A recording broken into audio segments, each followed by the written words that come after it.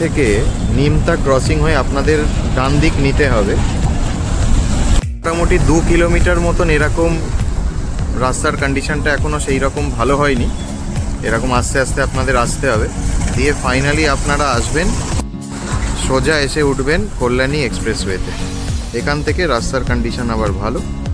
এবং দেখুন বাঁদিকে একটা ভারত পেট্রোলিয়াম পেট্রোল স্টেশন আছে, পেট্রোল পাম্প আছে। এখান থেকে সোজা আপনারা বেরিয়ে যাবেন কল্যাণী এক্সপ্রেসওয়ে ধরে। আমরা টিফিন খাবো, বাড়ি থেকে বানানো হয়েছে। মামনি চিলি পনির বানিয়েছে আর অলি সেটা স্যান্ডউইচ করে দিয়েছে।